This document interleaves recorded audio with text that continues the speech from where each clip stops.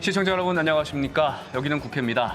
고위공직자범죄수사처, 즉 공수처 초대 처장으로 지명된 김진욱 후보자에 대한 인사청문회가 이곳에서 열리고 있습니다. 오전에 이어서 조금 전 2시부터 오후 일정이 속개됐는데요. 정치부 김수현 기자와 함께 오전 상황 살펴보도록 하겠습니다.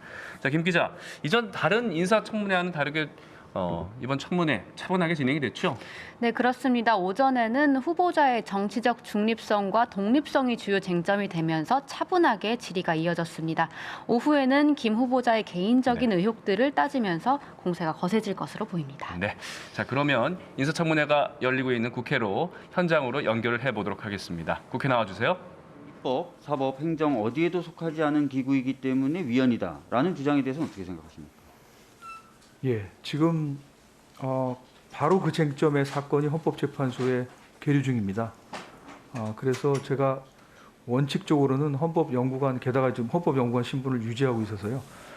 현재 계류 중인 사건에 대해서 합헌위원회 의견을 내는 것은 현재 계류 중인 재판부에 영향을 미쳐서 사법권 독립을 침해할 우려가 있기 때문에 좀 자제하는 게 맞다고 생각을 합니다. 하지만 제가 그냥 원론적으로 한 말씀만 드리면 입법, 사법, 행정 어디에도 속하지 않았다. 기능상으로는 지금 행정 집행 기능이라고 보는 게 맞을 것 같고요. 그런데 왜 입법, 사법, 행정 어디에도 소속되지 않게 이렇게 만들었느냐? 그것은 그만큼 독립성을 강하게 확실하게 보장하기로 입법자가 결단한 것이다. 저는 그렇게 인식을 하고 있습니다. 그 말씀만 드리겠습니다. 네.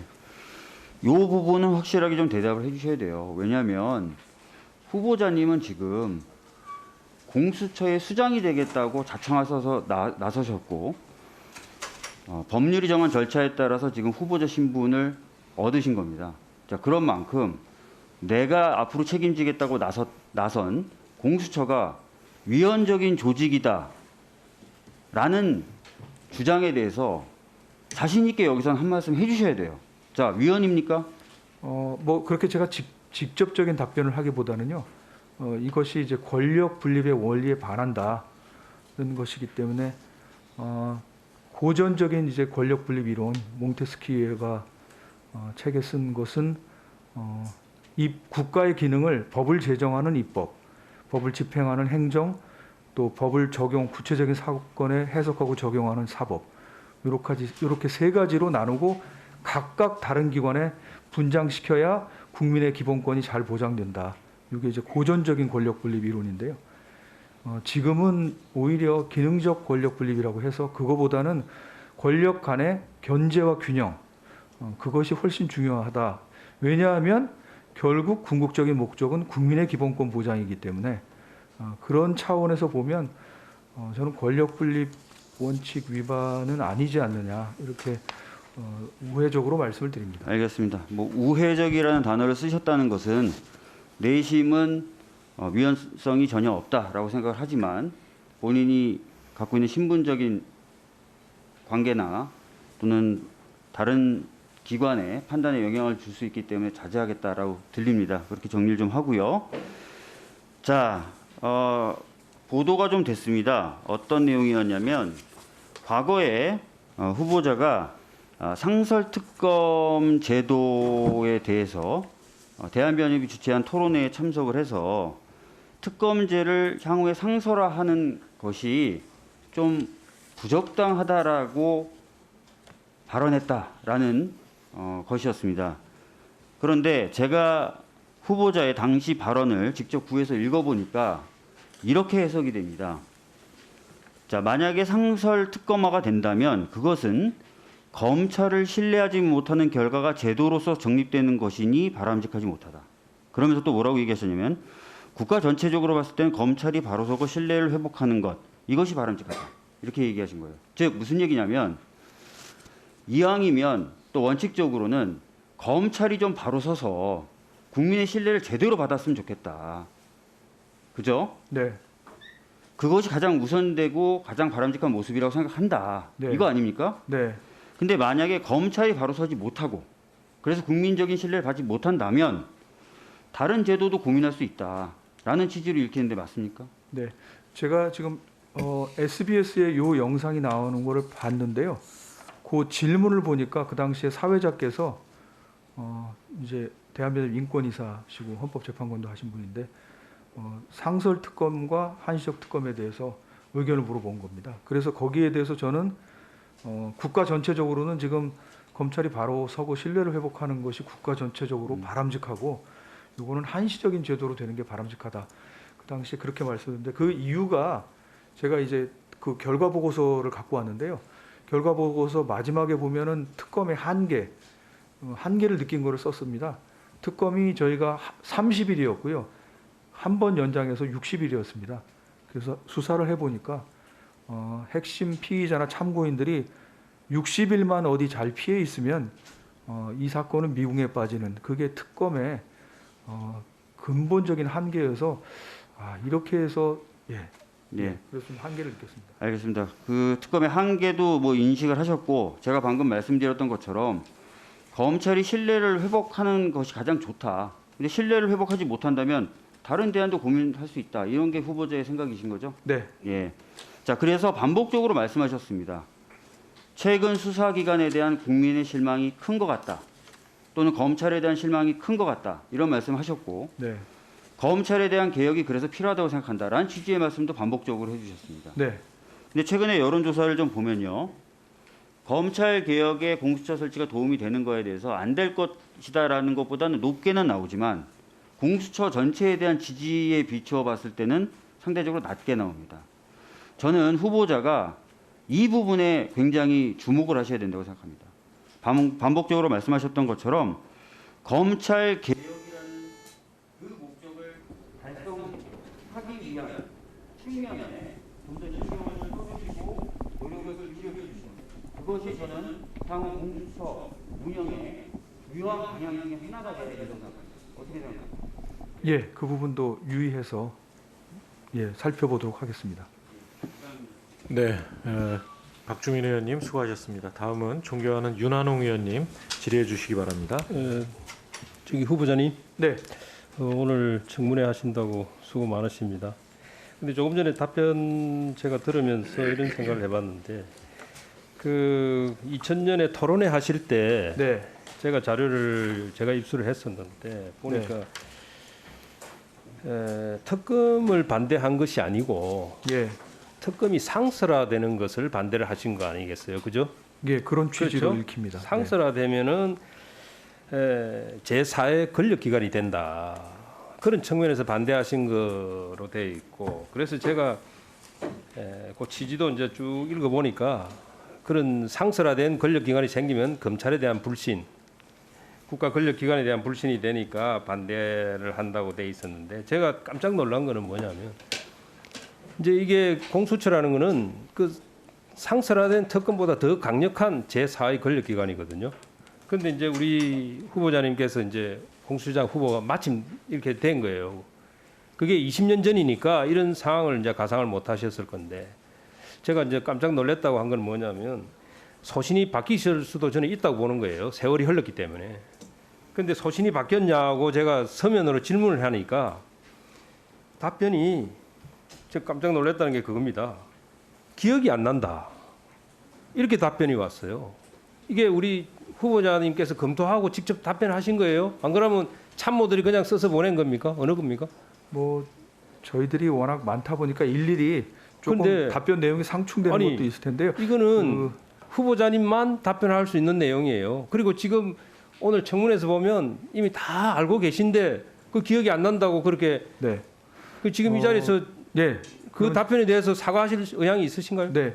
지금 그러면 예? 의원님 질문에 제가 솔직히 말씀드리면 아니 그게 아니라 기억 안 난다고 답변한 부분에 대해서 네네. 사과를 하셔야 될 거 아니에요. 아닙니다. 솔직히 말씀드리면 예. 기억이 안 납니다. 그런데 어떻게 우리 네, 박주민 하지만- 의원님 질의하실 때 답변 잘 네네. 하시던데요? 아니요. 제가 21년 전 일은 솔직히 기억은 안 나는데요. 저도 이제 합리적인 추론이랄까요? 제가 이 이제 결과 보고서나 지금 나와 있는 자료를 봤을 때 제가 지금 생각해도 후보자님. 제가 아마 이렇게 말했을 것 같다는 후보자님. 그런 합리적인 예, 추론을 예. 말씀드린 겁니다. 아니 국민들이 보고 계신데 네. 20년 전에 토론회 나가셔가지고 하신 말씀을 다른 의원님들 질의에는 답변을 하시면서 또 제가 물어보면 솔직히 기억이 안 난다. 좀 말이 안 맞지 않아요? 아니요, 저 박주민 의원님 말씀에도 그래요? 제가 합리적인 추론을 말씀드린 겁니다. 합리적인 주론으로 답변하신 거예요? 네, 예, 알겠습니다. 그거는 정확한 말씀입니다. 근데 지금 사실 우리 사회에서 가장 논란이 되고 하는 게 공수처가 왜 논란이 되냐? 지금 살아있는 권력에 대한 수사 이거를 어떻게 할 거냐에 대한 논쟁이에요. 그렇게 생각하시죠? 네, 왜 그러냐면 이 문재인 정부가 초기에는 검찰을 굉장히 신뢰를 하고 박수를 쳤어요. 왜? 지나간 권력에 대한 수사를 너무너무 철저히 했단 말이에요. 적폐 수사라는 명분으로. 그러다가 문재인 정부가 절반이 지나면서 결국 살아있는 권력에 대한 수사를 할 수밖에 없는 단계가 온 거예요. 왜? 절반이 지나면 살아있는 권력의 비리가 쌓이지 않습니까? 그게 이제 조국 사태를 기점인데 그 이후에는 이 살아있는 권력 수사하는 검찰을 이제 적이 된 거예요. 그래서 이 살아있는 권력 수사를 못하게 하기 위해서 정말 피눈물 나는 모든 조치를 동원합니다. 이 문재인 정부가. 예? 그거를 뭐 예를 안 들어도 지난 1년간을 한번 보십시오. 법무부가 1년 내내 한 것이 살아있는 권력 수사를 못하게 하기 위한 조치만 1년 내내 하다가 세월이 나간 거예요. 뭐 인사, 감찰, 징계, 뭐 검찰총장에 대한 수사 지휘권 이러면서 갔단 말이에요. 그러다 보니까 우리가 공수처가 20년 전에 그때는 참 순수했잖아요. 왜? 살아있는 권력 수사 제대로 하자. 그리고 자기 편 잘 봐주는 검찰 수사 좀 하자. 그래서 공수처가 시작이 된 거예요. 그때는 박수를 받았다고. 그런데 지금 공수처는 의미가 변질이 된 거예요. 문재인 정부의 공수처는 살아있는 권력 수사를 못하게 하기 위한 공수처라는 거예요. 그래서 지금 우리 야당에서 이 법 통과를 결사적으로 반대를 했던 것이고 최근까지도 공수처 출범에 대해서 우려를 하고 있는 겁니다. 그 우려의 가장 핵심이 뭐냐? 이 검사 임명 과정일 겁니다. 네? 속된 말로 전부 민변 출신들, 정치적인 성향이 강한 사람들 아니에요? 그 민변 출신들을 대거 임명해가지고 민변 검찰청이 될 것이다. 이런 우려. 예?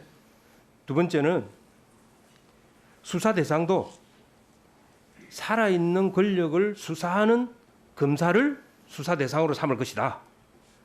그래서 대상이 1호가 윤석열이가 될 수도 있지 않느냐. 그런 이야기가 여권에서 지속적으로 흘러나왔잖아요. 우리 아까 후보자님이 답변을 하는 과정에서 그 가능성을 부인하지 않으셨잖아요. 열어놓으셨죠?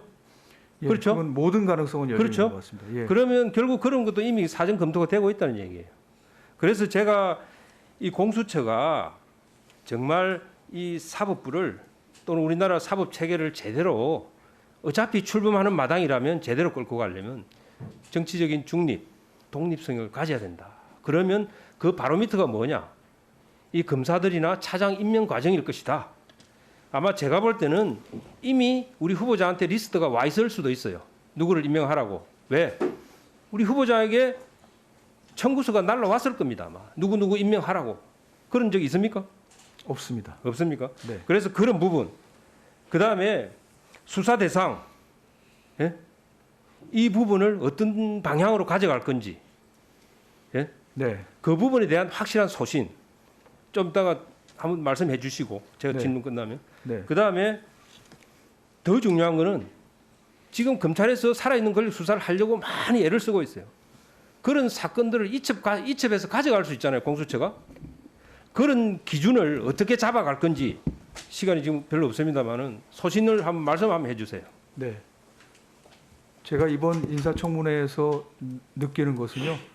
사실은 지금 여당 계신 분하고 야당 계신 분하고 조금 보시는 각도가 다를 뿐이지 대한민국이 바로 서기를 진심으로 기원하시고 원하시고 하신다는 것은 느꼈습니다. 그리고 지금 질책하시는 것은 저는 이제 공수처가 바로 서기를 바라는 애정과 관심의 표시로 생각하고요. 그래서 그 공수처 수사처 검사 뽑는데 정말 중요한 일인데 꼭 국민의힘에서도 적극적으로 위원을 내주셔서 참여해 주셔서 그런 일이 발생하지 않도록 지금 말씀하시는 민병공수처가 되지 않도록 저는 참여를 해주시면 그런 일이 생기지 않을까 이렇게 말씀을 드리고 싶습니다. 네, 윤한홍 의원님 수고하셨습니다. 다음은 존경하는 최강욱 의원님 질의해 주시기 바랍니다. 열린민주당 최강욱입니다.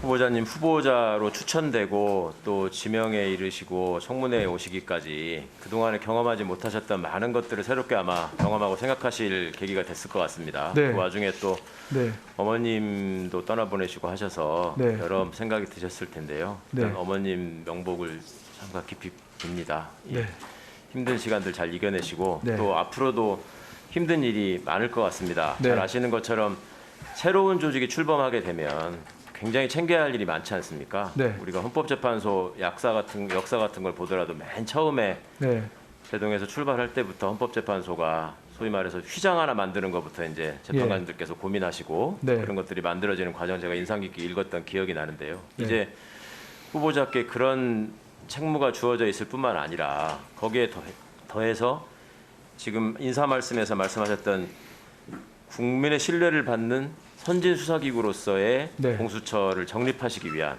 예, 그 역사적인 책무가 주어지신 거라서 네. 이 청문회 자리가 더 소중한 것 같고 그래서 국민들께서도 많이 관심을 갖고 계신 것 같습니다. 예, 그런 점은 뭐 너무나 잘 알고 계실 거라고 생각하고요. 일단 저는 이 공수처라는 게 우리 사회에서 어떤 관점에서 왜 논의가 시작됐는지 후보자께서 정확하게 알고 계시는지가 궁금합니다. 이게 왜 시작된 거였습니까? 논의가. 제가 알기에는 이제 1996년에 이제 참여연대 입법청원으로 시작됐다고 알고 있습니다. 반부패에 대한 부패법 제정을 이제 부패 방지법 제정을 위한 그렇죠. 그때 이제 움직임으로. 부패행위 근절을 위해서 독립된 수사기가 필요하다. 네. 거기서 들고 있는 부패행위라는 것이 무엇이었습니까? 주로 대통령 측근, 친인척, 또 권력자들 이런 사람들의 비리에 대해서 검찰이 그간에 결탁하고 공생하고 거래를 해왔기 때문에 제대로 수사를 하지 않더라.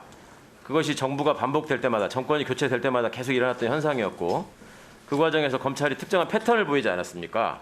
과거 정부의 일에 대해서는 새 정부가 출범을 하면은 가혹할 정도로 지나치게 수사를 해서 일단 본인들의 위상을 세운 다음에 그다음에 거래에 들어가죠. 그리고 신정부가 힘이 떨어지기 전까지는 계속 결탁해서 거래를 하다가 거기가 이제 힘이 빠질 때가 되면 슬슬 또 냄새를 피우다가 다음 정부가 되면은 또 결탁을 한단 말입니다. 이런 게 계속 반복되지 않았습니까?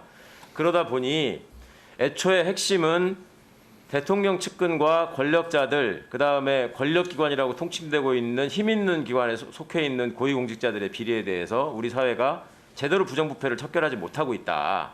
이런 국민적인 관심에서 시작이 된 거잖아요. 네. 그래서 스크린 한번 보시면 우리 역대 대선에서 계속 16대 대선 노무현 이회창 후보가 출마하셨을 때부터 이번 19대 대선에 이르기까지 거의 모든 후보가 다 독립된 권력비리 조사를 위한 특별한 수사기관 이거를 요구하셨고 다음 이게 단순히 대선뿐만이 아니라 과거 여당이었던 새누리당의 여러 주요한 정치인들께서 어느 자리에 있을 때마다 계속 말씀해 오셨고 다음 현재 지도부를 구성하고 계신 분들도 전 세계에서 우리나라처럼 검찰권이 비대한 곳이 없다. 공수처 이야기가 수년째 논의되는데 이번 기회에 정비될 것이라고 본다. 이런 소신을 분명하게 밝히셨습니다.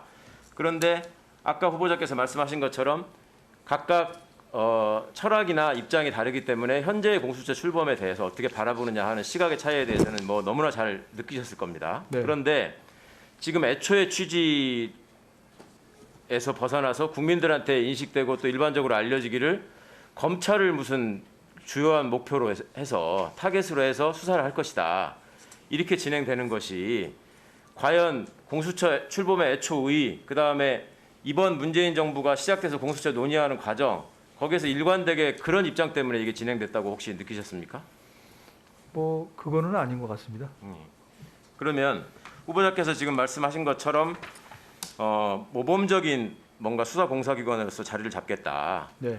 지금 말씀을 드렸는데 그러면 모범적이지 못했던 기존의 수사기관이 보이고 있던 여러 가지 행태 중에 후보자께서 가장 심각하게 바라보셨던 시민으로서 가장 심각하게 바라보셨던 문제는 뭐였습니까?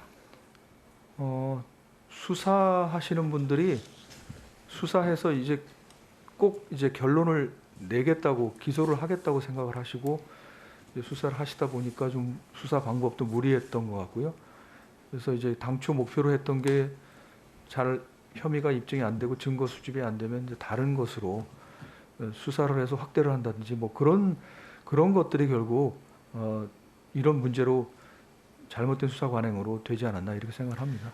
과거의 불행한 역사에서 정치 권력에 의해서 장악이 되거나 정치 권력에 의해서 조종을 받거나 아니면 같이 결탁을 했던 수사기관의 역사가 있어서 이건 뭐 경찰도 마찬가지고 국정원도 마찬가지지 않습니까? 그런 부분들이 국민들로부터 많은 그 지탄의 대상이 되고 그랬었는데 그때마다 매번 변함이 없이 아까 우리 박성준 의원님 말씀하신 것처럼 권력기관 하나 바꾸려면 30년이 넘게 걸리는 지금 상황이란 말입니다. 공수처는 권력기관입니까? 후보자가 느끼시기에? 공수처도 권력기관으로 분류할 수 있을 것 같습니다. 어떤 면에서 그렇습니까? 수사권도 판검사, 그 경무관 이상의 경찰관한테는 그 기소권까지 행사하기 때문에 아마 일반 시민들이 보시기에는 권력기관으로 보실 수밖에 없을 겁니다. 강학상 뭐 중요한 권력의 일부를 위임받아서 행사하는 것이기 때문에 네. 권력기관으로 분류할 수 있겠습니다만 저는 개인적으로 권력기관이라는 용어가 좀 이제는 우리 사회에서 사라져야 하지 않는가 생각합니다. 권력기라고 하는 것은 후보자께서 잘 말씀하신 것처럼 주권자인 국민으로부터 나오는 것이고 위임받은 거 아니겠습니까? 예. 그런데 그 권력이라는 의미가 국민을 제약하고 옥죄고 군림하는 수단으로 사용해왔고 그다음에 자신들의 치부를 어떻게든 감추고 호도하는 수단으로 사용해왔기 때문에 권력기관이라는 말 자체에 담겨있는 그 음습한 느낌, 그림자 이런 것들이 좀 사라졌으면 좋겠습니다. 그래서 후보자께서 말씀하신 것처럼 기본권을 지키는 것이 이 그러니까 국가기관의 일차적인 임무다. 예. 그리고 애초에 법치주의가 태동돼서 마그나카르타를 통해서 시작됐던 이유가 결국 국민의 기본권을 보장해라. 제왕 마음대로 하지 말아라. 네. 국민의 어떤 재산권이나 이런 거를 박탈할 때 법에 근거해서 하지 말아라. 예. 이런 거 아니겠습니까? 네. 그렇다면 원래 권력기관의 의미라고 하는 것은 권력을 제약하고 권력의 무분별한 행사를 제약하고 국민을 보호하라는 의미 아니겠습니까? 네. 그렇게 국민을 보호하는 기관으로서 또 헌법을 연구하신 후보자의 경험이 앞으로 더 많이 발전하고 녹여지기를 바랍니다. 예. 그렇게 노력하겠습니다. 네, 최강욱 의원님 수고하셨습니다. 다음은 존경하는 백혜련 의원님 질의해 주십시오. 네. 제가 법사위에 들어와서 정말 공수처와 관련한 많은 논의와 그리고 여러 가지 논쟁들을 거쳐서 오늘 드디어 공수처장 후보자의 청문회를 할 수 있다는 것이 굉장히 감회가 깊습니다. 후보자님 어쨌든 굉장히 역사에 남는 순간을 지금 기록하고 계시는데요. 그 축하드려야 될 일인지 앞으로의 큰 짐을 진짜 나누어지고 가야 할 길인지 조금 저도 사실 단언하기 어려울 것 같습니다. 근데 이 큰 짐을 잘 이제 되신다고 한다면 잘 짊어지고 가서 우리나라 이 형사사법 체계의 새로운 한순간을 잘 기록해 주시기를 부탁드립니다. 공수처의 그 이원성과 관련해서 박주민 의원님께서 아까 질의를 하셨는데 후보자가 지금 헌법재판관 연구관이라는 그런 직책 때문에 제대로 이제 답을 못 하시겠다고 하셨습니다. 근데 만약에 그 이원적인 조직이라고 생각하셨다면 후보로서 지명을 아예 받지를 않으셨겠죠. 그렇지 않겠습니까? 뭐 그렇기는 합니다. 제가 위원이라고 만약에 확신이 들었다면 그 부분은 좀 주저했을 것 같기는 합니다. 그러니까 이 자리에 서 계시는 것 자체가 저는 공수처의 그 이원성 여부에 대한 답은 됐다고 생각합니다. 만약에 공수처가 정말 이원적인 조직이라면 후보로서 대한변협에서 추천을 받을 때부터 저는 거부하셨을 것이라고 생각하고요. 이 자리에 있는 그것이 공수처의 합헌성에 대한 답은 이미 된 것이다. 이렇게 생각합니다. 뭐 기능적 권력 지배에 뭐 이런 이론을 동원할 필요가 없이 그 부분에 대한 답은 확실하게 됐다고 생각을 하고요. 그다음에 영상 좀 띄워주세요. 오늘 많은 의원님들이 그 공수처장의 자질과 관련한 질의들을 하셨습니다. 근데 참여연대에서도 이번에 온라인으로 당신이 원하는 공수처장은 어떤 자질이 필요하다고 생각하느냐 그 설문을 했어요. 그랬더니 결론적으로 그 1번이 여야 가리지 않고 공정하게 수사, 그게 33.1%, 그리고 부실, 봐주기 수사 없이 법대로 엄정하게 수사 31.8%, 그다음에 정치적 예압에 굴하지 않는 굳건한 수사 29.1%, 도덕적 흠결 없는 인물 이게 5.9%예요. 결론적으로는 1위, 2위, 3위가 거의 사실은 같은 내용이라고 저는 생각합니다. 정말 그 정치적 중립성과 독립성을 가지고 엄정하게 수사하라는 것이 국민들이 공수처장에게 바라는 가장 큰 자질이라고 생각합니다. 그것과 관련해서 본인의 의지를 명확하게 좀 말씀해 주십시오. 예, 말씀대로 정치적 중립성, 독립성, 공정성은 그 공수처의 생명선, 생명줄 같은 거라고 생각합니다. 만약에 이것이 훼손이 되거나 아니면 이 중립성, 독립성, 공정성, 수호에 대한 의지가 공수처장에 의해서 상당히 의심된다. 여당에서 제기하시든 야당에서 제기하시든 그렇게 되면 저는 공수처는 지속 가능성이 없다고 생각합니다. 이 기구가 우리 헌정 질서에 뿌리 내려서 지속 가능하게 제도로서 가기 위해서는 중립성, 독립성, 공정성은 반드시 지켜야 돼야 된다고 생각하고 이것은 단지 처장만의 과제는 아니고 공수처의 모든 구성원이 수호해야 될 가치라고 생각합니다. 하지만 특히 처장은 이것을 최대의 제1의 과제로 알고 해야 될 것으로 알고 있습니다. 네, 그러니까 오히려 저는 수사력의 문제는 별로 문제가 되지 않는다고 생각합니다. 수사력은 처장에게 혼자에게 달린 문제가 아닙니다. 수사력은 공수처의 모든 구성원들이 함께 해나갈 수 있을 때 극복할 수 있고 그건 함께 조화로운 힘으로 해나갈 수 있는 부분이고요. 공수처장이 정말로 견지해야 될 부분은 외압으로부터 맞서서 싸울 수 있고 구성원들을 보호해 줄 수 있는 그런 마음가짐과 자질이라고 생각하거든요. 그런 부분들에 대해서 확실하게 할 수 있다고 할 수 있죠? 네네. 제가 네. 법관도 3년을 했었는데요. 사실은 마찬가지인 것 같습니다. 법관의 경우에도 사법권 독립, 정치적인 중립성, 공정성 이게 항상 요구되는 것인데요. 그것을 유지하는 것은 법관 스스로가 독립성, 공정성, 중립성, 수호 의지가 1차적으로 중요하다고 생각하고요. 그리고 그 주변에 있는 기관이나 이런 데서도 독립성 수호를 위해서 이렇게 존중을 해주시는 아마 이런 게 문화로 차차 되면 이게 선진사회가 아닌가 생각합니다. 오늘 야당 의원님들이 인사위원회와 관련해서 많은 좀 우려들을 하시고 계시는데요. 일단 인사위원회에서도 구성 자체가 여야 이제 2명씩 추천을 하게 되어 있지요. 그래서 어느 일방의 그 뭐 편을 드는 검사들을 뽑는 구조 자체가 사실 아닙니다. 그럼에도 불구하고 어쨌든 처장이 위원장으로서 인사위원회를 공정하게 끌고 가야 되고 지금 저는 인사위원회 공정하게 하는 것도 중요하지만 또 이제 시기도 굉장히 중요하다고 생각합니다. 공수처 출범이 굉장히 늦어졌습니다. 그래서 이런 부분들과 관련해서 처장님이 되신다고 한다면 신속하게 인사위원회 구성하고 정말로 여야의 모든 그 의견을 받으셔서 정말 정치적 중립성을 지킬 수 있는 그런 검사들을 빨리 구성해 주시기를 촉구드립니다. 그리고 지금 뭐 민변 출신이냐 아니냐 이게 저는 중요하지 않다고 생각하거든요. 진짜 민변 출신 중에서도 우리가 생각하는 공수처의 검사의 자질을 충족하는 사람이 있을 수가 있고 아닐 수가 있고 그런 거예요. 그거에 따라서 결정이 돼야지 어느 출신이냐 아니냐로 가르는 것 자체가 공수처의 기본적.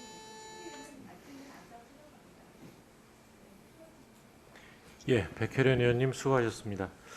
다음은 주질의 마지막 순서로 존경하는 김도읍 의원님 질의해 주시기 바랍니다. 예, 후보자님. 네. 먼저 준비 기간 중에 사랑하는 어머님을 떠나보내신 데 대해서 심심한 위로의 말씀을 드립니다. 예. 오늘 인사 말씀부터 여러 의원님들 질의하시는데 우리 후보자께서는 법의 지배라는 말을 많이 썼습니다. 거기에 대해서는 저는 120% 공감을 합니다. 앞으로 대한민국의 미래 시대 정신은 대한민국 미래의 시대 정신은 법치다. 저는 그렇게 봅니다. 우리 후보자께서는 윤석열 총장에 대해서 어떻게 생각하시는지 제가 좀 물어보겠습니다. 윤석열 검찰총장이 임명될 당시에 청와대에서 문재인 대통령께서는 우리 총장님이라고 호칭을 붙였습니다. 그리고 살아있는 권력에 대해서도 수사를 하라라고 했거든요. 그런데 얼마 지나지 않아서 청와대, 민주당, 심지어 검찰의 주무장관인 추미애 장관까지 윤석열 총장을 찍어내리고 혈안이 되어 있습니다. 알고 계시죠? 네. 그래서 윤석열 총장에 대한 국민적 관심이 높아지게 되었고요.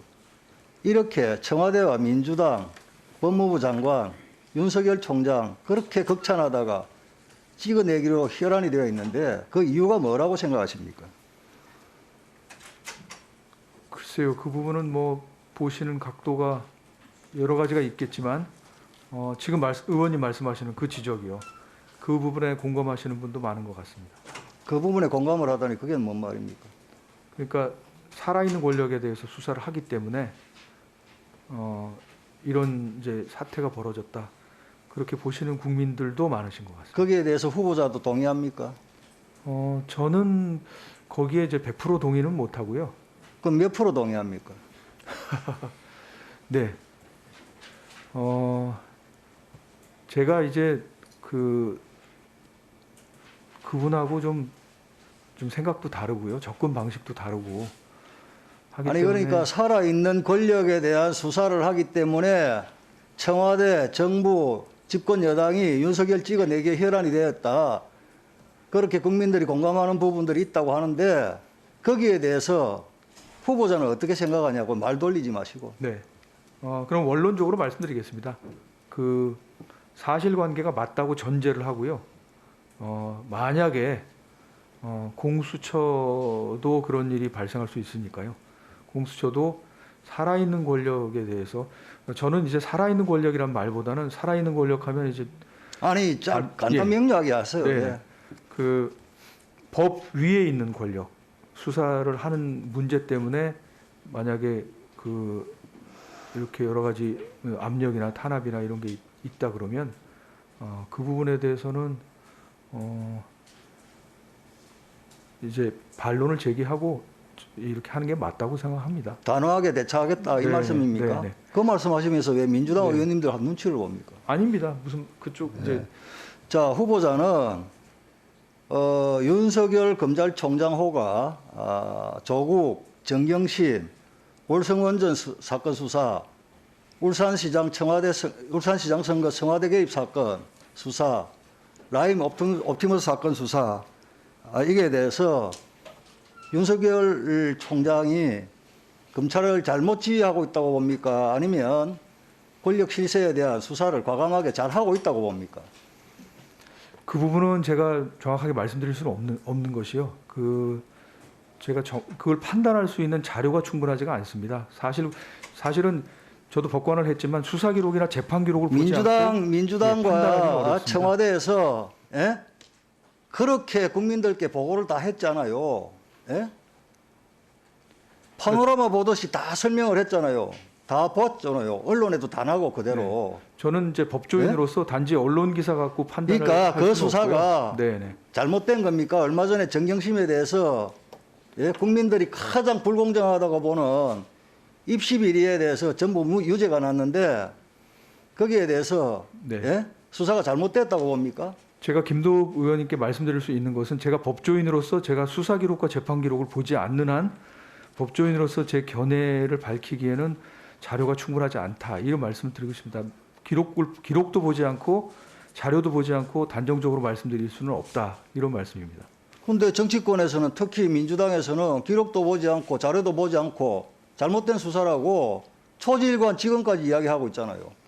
뭐 제가 볼 때는 그것은 정치의 영역인 것 같습니다. 법조인의 영역은 아니고요. 법조인은 언제나 기록을 보고 자료를 보고 그거에 근거를 두고 이제 말을 하고 판단을 해야 된다고 생각을 합니다. 자, 상설 특검과 관련해서 2000년도에 후보자께서는 검찰이 바로 서고 신뢰를 회복하며 특검은 한시적으로 운영되는 것이 바람직하다 이렇게 말씀하셨어요. 네, 기억이 안 나지만 지금 이 신념이 변화가 있습니까? 지금도 저는 개인적으로는 검찰이 바로 서기를 바라고 있습니다. 그게 나라를 맞습니까? 위한 일이라고 생각하고요. 충심으로요. 예. 네. 그러면 결국 검찰이 살아있는 권력에 대한 수사를 하는데 예? 특히 월성 원전 사건이라든지 이런 사건을 수사를 하는데 공수처장으로서 이 사건을 이첩받아 간다든지 이런 없어야 되겠습니다. 검찰이 바로 서게 놔두려면. 예? 뭐 하여간 그 부분은 저희가 수사할 만한 사건을 또 수사할 충분한 명분이 있고 누가 봐도 공수처가 수사하는 게 타당하겠다고 끄덕끄덕하는 사건을 저희가 가져와서 하겠습니다. 정권에 대한 수사, 야당에 대한 수사 어느 걸 택할 것이냐 이럴 때 여론이나 정치권의 입김에 휘둘리지 않고 수사를 하겠다 이렇게 서면 답변을 했어요. 네, 법과 원칙에 따라서 헌법과 법률에 따라서 하겠습니다. 그렇게 하겠다. 자, 박주민 의원 질의에 있어서 기능적 권력 분립에 입각해서 입법권자의 결단이다. 이 공수처법이 이렇게 답변을 하셨어요. 그죠? 네, 그런데 야당을 우선적으로 배제시키고 부분에 대해서 날치시하는 공수처법 이게 바람직한 입법권자의 결단이라고 보십니다. 예, 그 부분은 사실은 국회 내부에서 이제 벌어진 일이어서 네, 네, 네. 이러한 절차적인 상황에 대해서 입법권자의 결단이 한번 해볼까란 말이에요. 본인이 그러면 이게 바람직한 입법권자의 결단이냐 이걸 묻잖아요. 그 점에 대해서는 제가 여기서 공직 후보자로서 말씀드리는 건 적절하지는 않은 것 같습니다. 일반 국민으로서 제가 사실은 일반 국민으로서 말씀드릴 입장이 아니기 때문에요. 저는 공직 후보자의 지위에 있고 입장입니다. 그러면 오랜 기간 헌법을 연구한 헌법적 양식을 요구하는 거예요. 뭐 원론적으로 말씀드리면 절차적 정당성 중요합니다. 지켜야 됩니다. 그 부분은 아마 적절하게 권한쟁의 사건이나 이렇게 하시는 것으로 헌법재판소가 판단을 하실 거라고 생각합니다. 제가 이 자리에서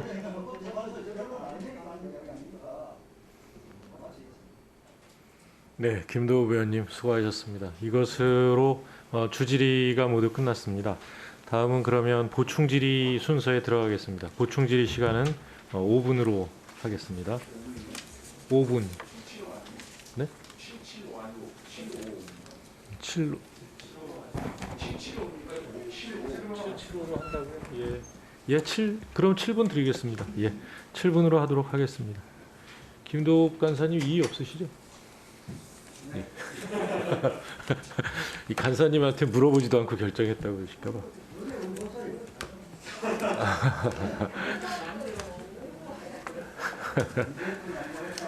네.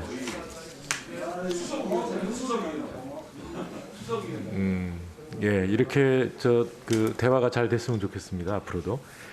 그러면 보충 질의는 주질의 순서대로 진행하겠습니다. 존경하는 소병철 의원님 질의해 주시기 바랍니다. 네, 감사합니다. 순천광양 곡성 구례갑 지역구 소병철입니다.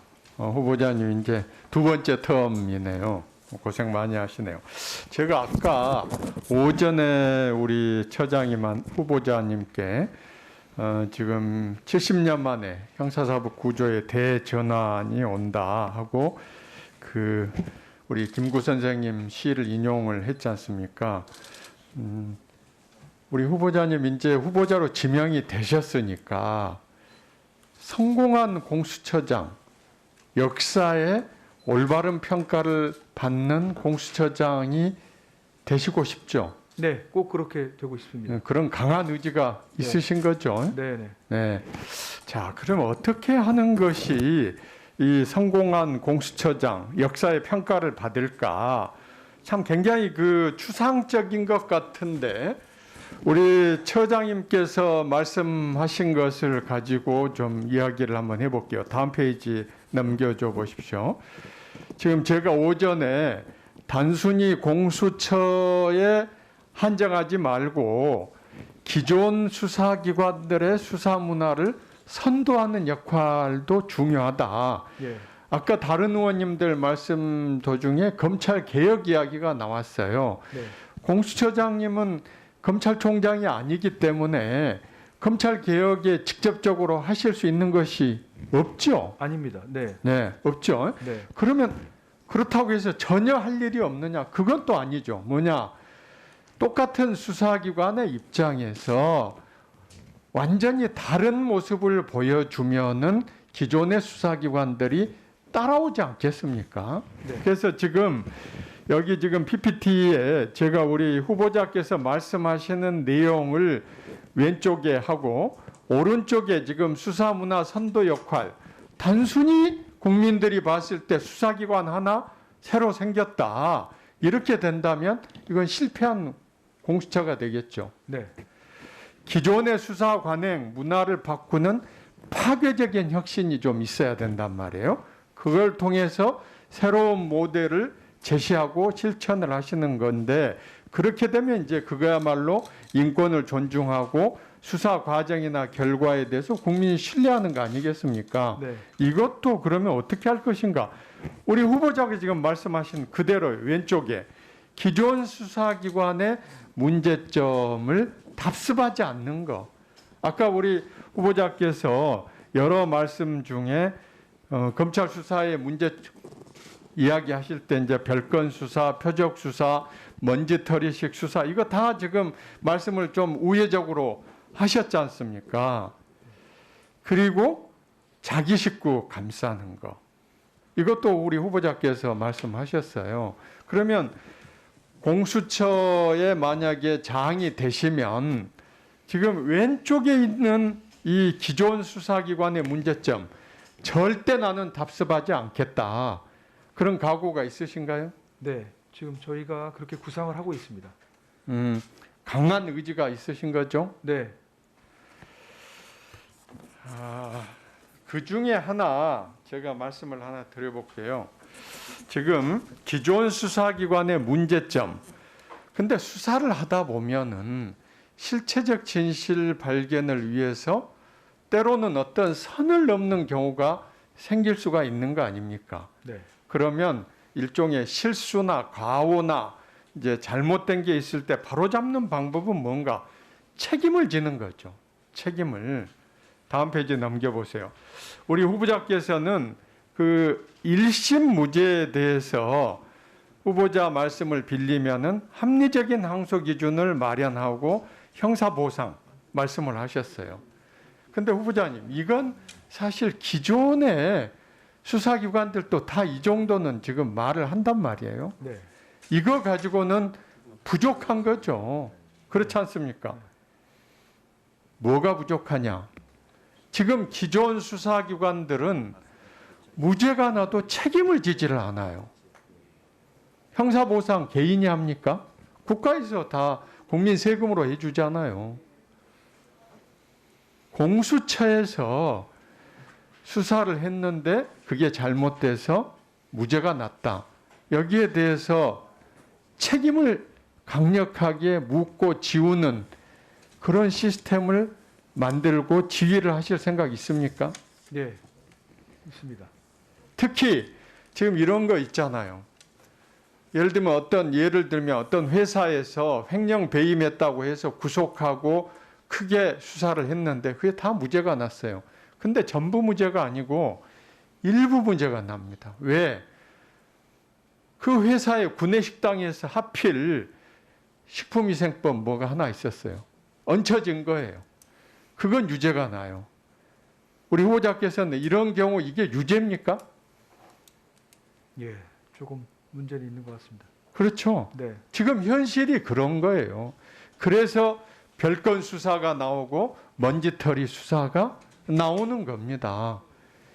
말하자면 본안은 다 무죄가 나고 부차적인 게 유죄가 나는 이것에 대해서 있어서는 안 된다. 이런 수사가. 또 설령 그렇게 하더라도 본체가 무죄가 나면 책임을 지우겠다. 이렇게 약속하실 수 있습니까? 네, 그 공수처 내부에서 그렇게 견제를 할 수 있는 그런 장치를 만들어야 되지 않겠나. 저는 그렇게 의지만 중요한 게 아니고요. 아예 네. 그거를 좀 어느 정도 제도화하는 게 필요할 거라고 생각하고 있습니다. 그렇습니다. 지금 그리고 또 하나 무죄에 대한 것도 있지만은 자정 지금 제 식구 감싸기 때문에 기존 수사기관들이 불신이지 않습니까? 오히려 공수처에 어떤 문제가 생기면은 더 강력하게, 더 혹독하게 수사를 해야 되는 거죠. 우리 후보자님 그렇게 하실 의지가 있습니까? 공수처 수사처 검사 첫 차장 포함해서 25명, 수사관 40명인데요. 아마 2,100명 되시는 검찰에서 강력하게 견제를 할 거라고 생각합니다. 네, 절대 방해하거나 소극적이지 않으실 거죠? 예, 저희 내부 또 감찰 기능도 두려고 생각하고 있습니다. 예, 소병철 의원님 수고하셨습니다. 다음은 존경하는 장제원 의원님 질의해 주시기 바랍니다. 예, 장재원입니다. 처장님, 네, 국회 처음 오시나요? 예, 국회 처음 옵니다. 인사청문회 하실만 해요? 아니, 또 두 번 할 일은 아닌 것 두 같습니다. 번. 네, 그러니까 그 공수처장 끝나고 나시면 이제 공직 안 하실 거예요?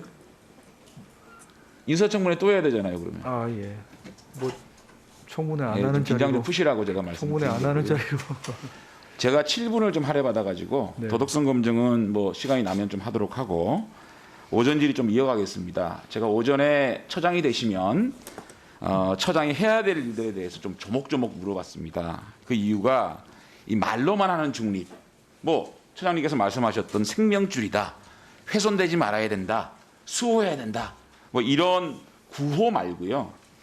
업무에서 실질적으로 중립성을 어떻게 보여주실 것인가, 이게 중요하기 때문에 제가 그 조목조목 질문을 한 거거든요. 그 중립성을 보여줄 수 있는 가장 중요한 잣대가 저는 인사라고 생각을 합니다. 그래서 인사위원회가 굉장히 중요하기 때문에 인사 문제를 어떻게 운영할 것인가, 처장 후보자 본인이 구상하는 공수처 중립성을 확보할 수 있는 그런 청사진 구상을 좀 명확하게 밝혀주셔야 되겠다는 말씀을 드리고요. 첫 번째 질문에서 차장의 인사대청권에 있어서 특정 단체 출신이나 또는 정권에 깊숙이 몸담아 있던 분들, 또 정치적 편향성에 논란이 있는 분들에 대해서는 차장의 임명 제청을 하지 않겠다라는 확답을 하셨어요. 그죠? 예, 그거는 제가 약속을 한 것으로 믿고요. 그 다음에 처장 후보자께서는 인사위원회 이제 구성 관련해 가지고 야당의 협조를 요청하셨는데, 저희들이 협조라는 조건이 이 인사위원회를 어떻게 운영할 것인가로 기결이 됩니다. 이게요, 7명 중에 5명이 처장, 처장이 지명하는 1인, 여당 추천 2인, 이 5인 1조가 돼가지고 그냥 다수결로 착착착 넘어가면 다시 말하면 이게 인사 전행이 되는 겁니다. 인사 전행을 할 것 같으면 야당이 2명을 추천할 이유가 없거든요. 니들끼리 해봐, 이렇게 될 수밖에 없지 않겠습니까?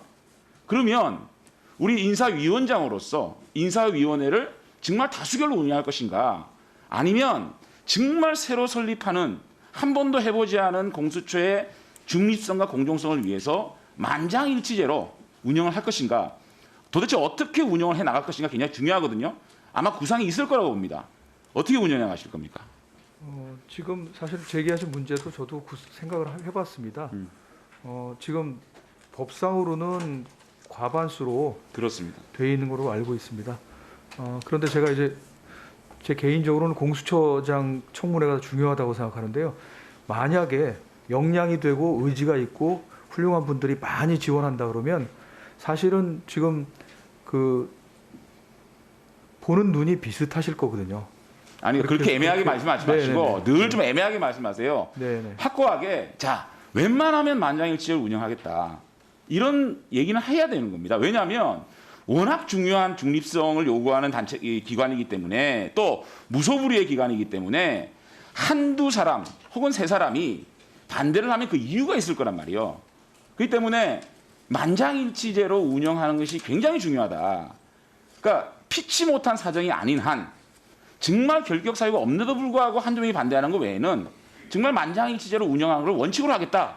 이 약속을 하셔야 되지 않겠습니까? 그래야 저희들이 2명 추천에 대해서 지원 도와드리지 않겠습니까? 거기에 대한 약속을 할 수 있겠어요? 그 말씀하신 취지는 충분히 취지가 아니고요. 제 말은 충분히 그대로 알아듣겠습니다. 스트레이트로 답변해 보세요. 네. 만장일치제를 운영을 그런데- 원칙으로 하겠습니까? 근데 만장일치로까지 하면 조금 아니 손발에 한두 명이라도 좀- 반대하면 반대하는 이유가 분명히 있을 거란 말이죠. 예. 합리적 이유라면 그것은 한두 명이 반대하더라도 제적 상황이 되는 겁니다. 그러니까 제가 아까 드린 말씀이 어떤 사람이든 그 사람의 학력 자 다시 만장일치제 운영을 원칙으로 할 수 있겠습니까? 만장일치까지는 그렇게 확답. 만장일치를 안 한다. 그러니까 만장일치가 원칙대로 하겠다. 과반수의 찬성으로 그냥 아니, 하겠다. 저는 그렇게 말씀은 안 드리고요. 지금 장 의원님 말씀하신 대로 반대하는 건 반대하는 이유가 있을 거거든요. 그렇습니다. 예, 그렇게 해서 설득이 되면 저는 대부분 최대한 설득을 하겠다. 예. 그렇게 해서 한 명의 검사도 예, 예. 굉장히 중요합니다. 예. 한 명의 검사가 반대하는 1인이 있다 그래도 네. 그 1인에 대해서 상당한 설득의 공을 들여야 된다고 생각합니다. 예, 끝까지요. 그래야만 됩니다. 예. 그래서 그 약속하셨죠? 네, 말씀하신 자, 대로 수사처 검사 한 사람 한 사람 중요하기 때문에 알겠습니다. 네. 그다음에요. 처장이 생각하는 검사 임용의 기준이 있을 겁니다. 이 공수처는요. 소위 말하는 과거의 대검 중수부 그 무소불위의 기관을 외부로 떼어서 독립한 기관이거든요. 그 구성원들의 실력과 중립성이 다 담보돼야 되는 겁니다. 처장이 사실상 수사 경력이 2개월밖에 안 됩니다. 그리고 자신이 최종 결정해서 운영해봤던 기관을 운영해봤던 경험이 없어요. 그렇다면 과연 대부분이 다 특수수사 아니면 공안수사일 겁니다. 이 특수수사나 공안수사를 지휘하는 부장검사의 경력이 어느 정도 되는지 압니까? 검찰에서? 대부분? 임관에서 몇 년 정도 지나야 되는 줄 아십니까? 한 15년 정도 15년에서 16년입니다. 예. 네. 그 정도로 특수수사와 공안수사를 해봤던 경력이 있는 분들이 지휘를 하거든요. 네. 그런데 지금 법에 의하면 법조 경영 7년? 과연 이거 가지고 대형 이 게이트 사건들을 수사할 수 있느냐라는 자질 문제가 있는 것이고 또 경험 문제가 있는 것이거든요. 자, 그리고 또 중립성은 또 어떻게 확보할 것인가? 처장이 생각하시는 검사 임용의 기준을 확실하게 한번 말씀해 보세요. 예. 지금 말씀하신 대로 7년은 최소 기준에 불과합니다. 그래서 경력이 많으신 분들을 아마 저희가 우대해서 뽑을 것 같고요. 경력이 많은 사람 우대하겠다. 예, 또. 아무래도 그렇게 될 것 같습니다. 그다음에 또 한 가지는 이제 공수처가 아무래도 시대적 소명으로 생긴 이제 기관이기 때문에 공수처에 내가 왜 와야 되는지를 어느 정도 위원들한테 설득할 수 있는 그런 이제 확실한 자, 소명. 제가 생각하는 기준을 네. 말씀드릴게요. 네. 첫째는 방금 말씀하셨던 네, 능력이 돼야 됩니다. 네, 7년은 최소한이에요. 경력자를 우선해야 되고요. 두 번째는 중립성에 관련돼서 특정 단체 출신 배제해야 됩니다. 청와대에 근무했던 경력 배제해야 됩니다. 누구 라인으로 불려지는 분 배제해야 됩니다. 정치 편향에 논란이 좀 배제해야 됩니다. 이 배제 내가 들고 가시고 요 몇 가지는 안 된다는 기준을 명확하게 세우는 중립성 그리고 경력이 있고 수사를 한 번만 받았던 경력 그런 능력 이두 가지를 명확하게 검사인 분들은 알려야 된다고 생각하는데 제가 생각하는 기준에 대해서 플러스 알파 기술을 할 것을 말씀하시고 이 기준에 대해서 어떻게 생각하십니까? 예, 장 의원님 말씀 많이 참고하겠습니다. 참고가 아니고 그렇게 하시겠어요? 네, 네, 저는 참고 오려 이렇게 싫어하거든요. 예, 약속하시겠어요? 예, 약속하도록 노력하겠습니다. 장 의원님이 너무 똑부러지셔가지고요. 자, 이상입니다. 네, 장재원 의원님 수고하셨습니다. 다음은 존경하는 송기현 의원님 질의해 주시기 바랍니다. 오전에 이어 다시 보충 질문하겠습니다. 원주의 송기현 의원입니다. 공수처가 검사의 기소권에 대한 견제로 발생했고 그래서 검찰이 자기 식구 감싸기를 상당히 견제하고 생각이 됩니다. 한번 보여주실까요? 우선 공수처에서 기대되는 것 때문에 기대하는데요. 일단 검사가 뇌물수사건으로 징계받은 건 중에서 보니까 총 28건인데 그중에 기소된 것은 몇 건 되지 않죠? 제가 보면 사안이 적다고 하지만 명백하게 뇌물사건이 맞습니다. 또한 성추행, 성범죄 사건의 경우에도 징계를 받았는데 기소 안 된 것이 거의 대부분입니다. 그 다음 거 다 보실까요? 음주운전, 심지어 음주운전도 실제 기소까지 된 건 많지 않습니다. 또 다음 한번 보실까요? 감사원의 경우 비교적 보면 음주운전도 전부 기소가 됐습니다. 이런 부분에 대해서 앞으로 공수처가 검찰의 자격식 감싸기를 이제 없도록 할 것이다라는 기대를 하고요. 한 가지 더 이제 다른 거 말씀을 드릴 텐데요. 수사 대상자들의 대상 사건을 보니까 지금 통계를 보니까 한 2017년, 18년, 19년 하면 1년 한 6천 건 정도 되는 것 같아요. 그죠? 올해도 대략 3,600건이 넘었으니까 7천 건 정도 될 것 같아요. 근데 그 중에서 보면 거의 한 절반 이상이 사실은 판검사들 사건이거든요. 근데 이제 후보자님도 헌재에 계셨으니까 알겠지만 헌재에도 보면 검사의 불기소 처분에 대한 헌법 소원이 있는데 그것도 매년 한 700건 가량 되죠. 예. 그 중에서 실제로 인용되는 건 한 8% 정도밖에 되지 않아요. 예. 후보자님께서 아시겠지만 헌법 소원의 상당 부분은 자기가 원하는 결론에 도달하지 않았을 때 거기에 제기하는 것이 굉장히 많거든요. 실제로 판검사들에 대한 고소고발 사건도 그런 것이 굉장히 많습니다. 검사들에 대한 범죄 기소율이 0.1%라는 것 사실 이런 부분이 굉장히 많이 역할을 합니다. 이 자리에도 현직 경험이 있으신 분들께서는 아마 잘 아실 건데 한 번씩은 한두 번씩은 다 아마 고소고발을 당해 보셨을 거예요. 현재에 계시면 자기한테 불리하면 고소 많이 합니다. 되게 결론이. 근데 문제는 거기에 있는 것 같아요. 이것이 다 공수처 사건이 되기 때문에 이것을 다 공수처가 할 수는 없습니다. 그러면 우리 걱정되는 건 뭐냐면 그중에서 공수처가 자의적으로 선택해서 몇 건의 사건을 수사를 할지도 모른다는 생각을 저는 하게 되는 거예요. 여기에 대해서 우리 후보자님께서는 어떤 기준이나 생각하신 바가 있습니까? 네. 사실은 이제 그 부분에 대해서는 외국의 사례, 특히 저 선진국 사례가 도움이 될 것이라고 생각하고요.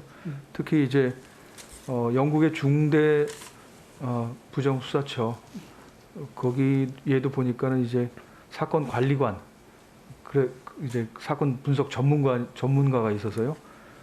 그 사건을 이렇게 선별해서 그 기준에 합리적인 기준에 의해서 그렇게 추려서 할 만한 사건만. 그러니까 지금 영국의 중대부정수사처 같은 경우에는 그 일반 지금 정규 직원 400명, 그다음에 파견 110명, 한 510명 규모거든요. 근데 1년에 10건에서 20건 한답니다. 그런데 이제 그 사건 이제 관리관 이런 제도를 둬서 사건을 이제 선별적으로 하는데 자의적으로 하는 게 아니라 합리적인 기준에 의해서 저희도 아마 그렇게 3,000건씩 되면은 할 수 없이 저희도 그런 전문가를 두고 합리적으로 해야 될 것으로 생각합니다. 자의적으로 선택해서 수사가 되지 않도록 아마 기준을 정하셔야 될 거예요. 그 운영이 대시라고 저는 생각합니다. 하여튼 대개 보면은 그 각하되는 사건이 많거든요. 현행 기준으로는 검찰에서는 각하되는 사건 같은 경우는 일부러 들춰가지고 뭐 다른 목적으로 수사한다 이런 우려는 없도록 해야 된다 말씀을 드리고 싶고요. 또 다른 부분인데 이제 이 공수처법 보면 다른 수사기관이 하고 있는 사건을 이첩받을 수 있는 권한이 있습니다. 네. 근데 공수처법 중에서 이 부분이 명확하지 않은 부분이 뭐가 있냐면 이첩받아서 결론을 안 내고 그냥 가지고 있을 경우에 여기에 대한 우려가 좀 있습니다. 차라리 결론을 내리면 기소 불기소 결론을 내리면 거기에 따라서 어떤 대응을 하든지 할 수가 있는데 결론을 내리지 않고 이첩받은 다음에 가만히 갖고 있는 소위 말하는 뭉개고 있는 경우가 있을 수 있어요. 지금도 현재 검찰이 가장 큰 비난을 받는 것 중에 하나가 그런 부분이 있거든요. 수사하다가 계속 뭉개고 있는 거죠. 결론을 안 내고 1, 2년 넘도록. 근데 이렇게 되면 공수처가 그 이첩받은 사건에 대한 결론에 대해 수사 내용에 대해서 굉장한 불신을 받을 거예요. 양쪽에서부터 뭐 엄청난 공격을 받게 될 것이 예상되지 않겠습니까? 네. 그런 경우에 어떻게 지금 생각하고 있는 바가 있습니까? 제 생각에는 그게 합리적으로 행사가 이첩 요청권이 행사가 돼야 되기 때문에요. 그 일단은 선협의 기존에 수사를 하고 있는 기관과 죄송한데 그게 아니라 일단 직접 받고 난 다음에 사정을 보면 뭐 참고인이 어디 간다든지 이렇게 해가지고 수사가 오래될 수밖에 없습니다. 근데 그런 사정 있다고 하더라도 오래되는 것 자체로 불신을 받을 수가 있습니다. 그래서 제가 생각하는 바로는 이첩을 받으면 이첩받은 이제 수사 과정에 대해서 이첩한 부서하고 이첩한 기관하고 일정한 기간이 지나면 그 부분에 대해서 통지를 해주고 협의하는 것이 필요합니다. 그렇게 해야지만 이게 진행이 되고 있고 무슨 이유로 해서 지금 결론이 안 나고 있는지도 공유할 필요가 있거든요. 네. 그러니까 제가 생각한 것이기 때문에 이게 반드시 그렇게 되야 되는 건 아니지만 네. 그런 부분에 대한 고려가 있어야 될 것 같습니다. 그것이 실제로 사건을 수사하면서 공수처가 그 불신을 피할 수 있는 가장 중요한 것 중에 하나라고 저는 생각하고요. 많은 분들이 이 점에 대해서도 염려하고 있었던 것이니까 이 점도 이제 만일에 여기서 저희가 인준을 해가지고 하시게 되면 사건 처리 규칙을 만드셔가지고 거기에 대한 대응을 하셔야 되겠다 생각이 되고요. 거기에 대한 고민을 해주시길 부탁을 드리겠습니다. 네, 위원님 말씀하신 대로 사실은 수사기관 간에 갈등이 생길 수 있는 부분이어서요. 네. 그 이제 협의 후 이첩이라는 부분에 다 그 부분까지 포함해서 네. 신뢰관계가 쌓이도록 하겠습니다. 협의할 때도 네. 하면 더 좋고요. 네. 근데 그거를 처장님 혼자 개인적으로 할 문제가 아니고 거긴 지금 검찰 사건 사무 규칙이나 이런 것처럼 그 나름대로 그 규칙으로 해서 네. 만들어 놓을 필요가 있다는 생각이 들고요. 네. 똑같이 기소 불기소 결정에 대해서는 국민들이 엄청난 관심을 갖게 될 거예요. 아무래도 공수처가 하는 사건이기 때문에 그냥 모든 사건이 다 그렇게 될 생각하거든요. 네. 그러니까 국민들께서는 이쪽에 보면 다 불리하고 저쪽에 보면 유리하고 이렇게 판단할 때 거의 사실 굉장히 큰 우려가 있으니까 네. 이 점에 대해서 제도적 장치가 있어야 된다고 생각합니다. 생각하시는 바가 혹시 뭐가 있습니까? 공수처장의 권한이 너무 많다 이런 지적도 많으십니다. 그래서 제 생각에도 공수처장의 권한 행사를 할 때 그런 중요한 결정들을 할 때 그 결정에 견제를 하거나 자문을 하거나 뭐 이런 장치가 내부적인 장치가 좀 제도적으로 있는 게 바람직하지 않나 이렇게 생각을 합니다. 내부적으로 규칙을 마련하시는데 입법상이라고 하면 입법적으로 네. 명확하는 것이 네. 공수처가 제대로 기능을 하고 국민의 신뢰를 받는데 가장 중요한 부분이 하나가 아니라고 생각합니다. 네. 네, 송기현 의원님 수고하셨습니다. 다음은 존경하는 신동근 의원님 질의해 주시기 바랍니다. 예.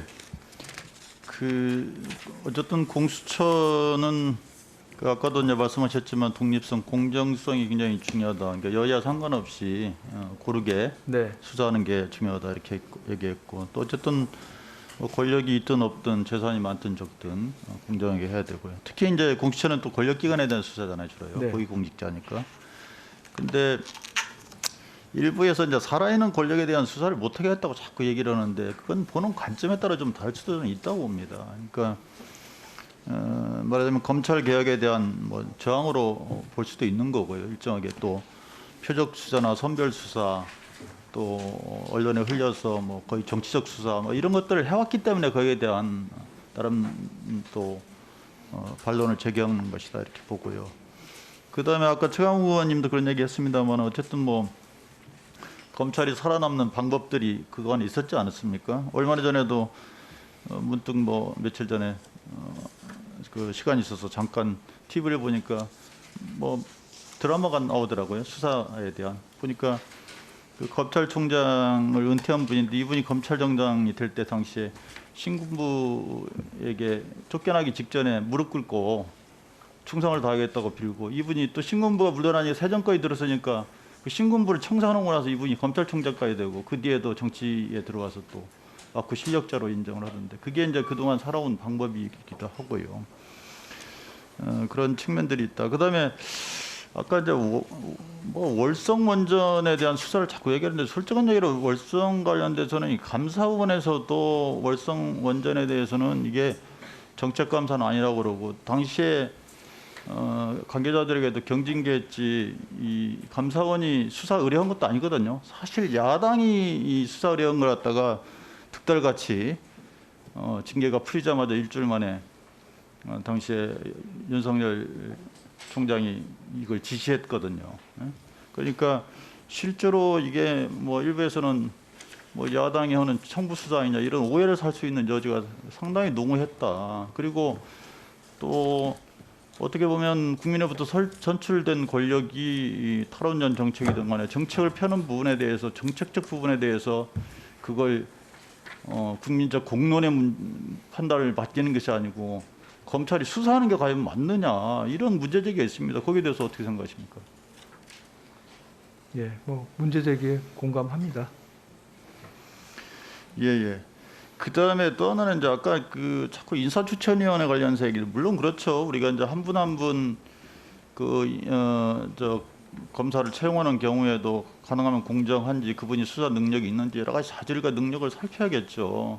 그러나 저희가 봤을 때 추천위원회 작년에 7월 15일인가요? 해서 7월 달에 사실 공수처가 발족했어야 되는데 계속 추천을 안 해주면서 연기됐고 또 추천위원을 해놓고 실질적으로는 반대를 위한 반대를 하면서 결과적으로는 다시 또 법을 개정하는 그런 일이 생겼단 말이죠. 그래서 이게 이제 야당에서 추천하는 경우에도 말하자면 적절하게 그 인사 추천권을 행사를 하면 좋은데 그게 아니고 반대를 위해서 반대를 해서 결국 공수처가 출범을 못하게 되는 일은 없지 않아야 되겠어요? 거기에 대해서 어떻게 생각하십니까? 네, 맞습니다. 뭐 그렇지는 인사추천위원회가 그렇게 운영되지는 않으리라고 생각합니다. 예. 그리고 어쨌든 간에 우리가 아까 수사 관행이나 문화를 좀 바꾸고 또 인권 수사에 좀 새로운 모범을 만들겠다 이렇게 말씀하셨잖아요. 네. 어쨌든 그 말하자면 검찰이나 수사 사정기관에 찍히면 완전히 가족이 멸문당한다는 그런 어떤 공포감을 주는 그런 수사를 해서는 안 되겠죠, 그죠? 예. 근데 이제 최근에 저 고위공직자 관련해서 제가 좀 말씀드리면 특히 이제 저희 똑같은 국회직인데 최근에 이제 이해충돌 당사자들이 많이 드러나고 있는 것 같아요. 한번 저 PPT 띄워보세요. 보면 그 박덕흠 의원 이해충돌 건 알고 계시죠? 네. 뭐 2천억 이상 이렇게 했다 그러는데 지금 뭐 몇 달 지났는데 아직도 강감무소식이에요. 뭐 수사를 하는 건지 소환도 않고 있고. 자, 그 다음에 전복민 의원, 뭐 탈당하고 그냥 그 뒤에 또 이게 수사가 되는 건지 아닌지도 모르고 최근에는 저 강기훈 의원까지 조세특례법 제한법 개정 당시 했던데 이렇게 이해충돌 사례들이 생기는데 다음 사례 보세요. 보니까 그 전복민 아버지 이 빌딩에서 이렇게 파쇄시키네요. 보니까 이렇게 막 증거인멸하고 이렇게 되는데 그 고위공직자들에 대한 특히 뭐 국회도 포함해서 이런 부분에 대해서 어떤 기준에 의해서 수사할 겁니까? 그 지금 그 공수처가 인원이 사실 수사관이 25명뿐이 되지 않잖아요. 이게 예. 그 한 지검의 뭐 2부서 정도나 될까 이렇게 돼서 예. 선별하고 선택적으로 할 수밖에 없는 상황이 아니겠습니까? 예. 그러니까 예. 공수처는 사실은 검찰하고 수사 권한을 사실은 중첩적으로 가지고 있다고 볼 수 있습니다. 그러니까 일반적인 권한, 예. 모든 수사 대상에 대한 권한은 검찰이 가지고 있고 이제 공수처는 특별히 거기 규정된 이제 고위공직자, 판검사 그리고 이제 고위경찰관 이렇게만 가지고 있으니까요. 저희가 그 법 취지에 맞게 다만 저희도 수사기관으로서 저희가 수사할 능력이 있고 또 수사할 여력이 있는 저희가 다른 사건을 하고 있으면 또 수사 여력이 없기 때문에요. 그걸 고려해서 적절히 국민들이 보셔서 그냥 끄떡끄떡 하실 수 있는 그렇게 저희가 사건을 해야 되지 않을까 싶습니다. 제가 아까 그 마지막에 질문했을 때 말하자면 이게 수사이첩 관련 가이드라인이 물론 이제 아까 저 법 공수처법 24조에 있다 이렇게 하는데 사실 그게 그 명확하지는 않거든요. 예. 좀 더 세부 기준이 세부안을 좀 만들어야겠죠. 만들어야 될 것으로 알고 있습니다. 네. 예, 알겠습니다. 이제 이상입니다. 네, 신동근 의원님 수고하셨습니다. 다음은 존경하는 전주혜 의원님 질의해 주시기 바랍니다. 예. 그 두 번째 질의 좀 시작하기 전에 도덕적인 부분 한 두 가지만 좀 짚고 넘어가겠습니다. 네. 이제 후보자께서 97년 뭐 2월에서 3월, 또 2003년 5월에서 9월까지 위장 전입했던 거는 좀 인정을 하시는 거죠. 목적을 떠나서 예, 그 부분은 지금 이 자리를 빌어서 국민들에게 사과하시는 거죠. 네, 제가 사과하십니까? 네, 사정이 있었지만 예, 그거는 예, 좀 실적 나중에 위반, 여쭤보도록 저는, 하겠습니다. 예, 제가 예. 국민의 눈높이에 맞지 않고 고위공직 후보자로서 적절하지 않았다는 좀 사과 말씀드립니다. 예. 그런데 그 육아휴직 관련해서 이제 이게 아까 후보자께서 좀 말씀 그 하신 걸 들어보면 좀 국민적 공감 의식이 좀 떨어진다는 느낌이 들었습니다. 네. 뭐냐면 이게 사실은 이제 해외 연수를 가는 공무원들이 흔히 이용하는 방법입니다. 소위 편법이라는 거거든요. 이제 아까 뭐 내가 뭐 아이를 잘 돌봤기 때문에 뭐 떳떳하다 이제 그렇게도 말씀을 하시는데요. 이제 그 6개월 동안에 이제 육아만 하신 게 아니라 이런 뭐 그 교육이나 아니면은 뭐 이런 것도 좀 그 기관에서 하신 거 아닙니까? 뭐 굳이 따지자면 뭐 반반 될까요? 예, 그렇기 때문에 네. 이제 이것이 이제 교육 목적으로도 이제 해외 연수를 가시는 경우가 있어요. 근데 그때 이제 자제분이 또 초등학교 그 좀 들어갈 나이고 이래서 네. 그래도 이제 이거는 저 국민들의 눈높이에는 예. 이게 만약에 한국에서 만약에 이런 상황이었던 육아휴직을 하셨겠습니까? 후보자께서. 한국에서라면은 예 모르겠습니다. 그 가정적인 안 하시죠. 예, 공무원들이 주로 해외 연수를 연장하는 아주 편법으로 쓰이는 것이 바로 이 육아휴직이고 이제 그렇기 때문에 이것은 국민의 눈높이에서는 굉장히 부적절하다. 그래서 이제 그런 부분에 있어서 좀 아까 그 답변하신 내용이 국민적인 공감대는 떨어지는 발언이었다. 앞으로 이제 공수처 장임으로 임명이 되신다면 마찬가지로 이게 국민들의 정서, 국민들의 어려움 이런 부분에 충분한 공감대를 가지고 활동을 하셔야 된다. 네. 이런 말씀을 드리겠습니다. 네. 이제 앞서 공수처법의 이제 뭐 위헌성, 뭐 적법성, 그러니까 위헌이냐 아니냐에 대해서 이제 뭐 여러 가지 말씀하셨는데요. 근데 그 중에 입법자의 결단이라는 말씀을 하셨습니다. 그리고 아까 또 뭐 적법 절차 중요하다고 말씀을 하셨죠. 이 공수처법은 이제 입법의 결단이라고 보기는 어려운 면이 있습니다. 왜냐, 제1야당을 배치한 채 4+1 꼼수를 통해서 통과된 법이라는 점에서 절차적 정당성이 부족하다. 그 대신 아까 말씀하신 걸 이렇게 들어보면 지금 이제 현재 신분이 현재 연구원이시잖아요. 네, 네. 그러다 보니까 이것을 지금 위헌 여부를 결정하는 것이 헌재이기 때문에 네. 근데 이러한 그 후보자의 발언 아니면 또 후보자 헌재 연구관인 후보자가 공수처장 후보자로 임명에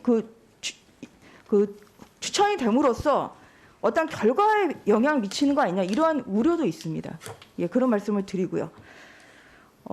위헌성에 대해서 한 몇 가지 좀 여쭤보겠습니다. 검사가 있고요. 수사처 검사가 있죠. 네. 이건 다른 개념이라는 건 인정하시죠? 공수처법에 의하면은 수사처 검사는 검사와 동일한 직무와 권한을 갖는다 이렇게 알고 있습니다. 근데 제 8조에 보면 이게 검사의 직에 이제 있었던 사람이고요. 그래서 이게 이제 현재는 검사의 신분은 아니죠. 그리고 또 16조에 보면 수사처 검사는 퇴직 후 2년이 지나지 아니하면 검사로 이제 임용이 될 수 없다. 이제 이렇게 지금 되어 있어요. 그래서 일단은 그 검사와 수사처 검사는 지금 구분을 하고 있습니다. 근데 헌법을 보면 체포 구속 압수수색을 할 때는 적법한 절차에 따라 검사의 신청에 의해서 이제 법관이 발부한 영장을 제시를 해야 되고요. 헌법 16조에 보면 마찬가지로 검사의 신청에 의하여 법관이 발부한 영장을 제시해야 한다. 이 공수처법에서 이건 이제 헌법이 더 상위법이잖아요. 네. 헌법에서는 이러한 그 체포, 구속, 뭐 이러한 인신 구속에 대해서는 다 검사에게 그 신청 권한 또 집행 권한을 두고 있습니다. 그러면 수사처 검사 이제 앞으로 임명이 될 텐데 영장 청구 집행 이 부분 위헌성 없습니까? 한번 말씀해 보시겠어요?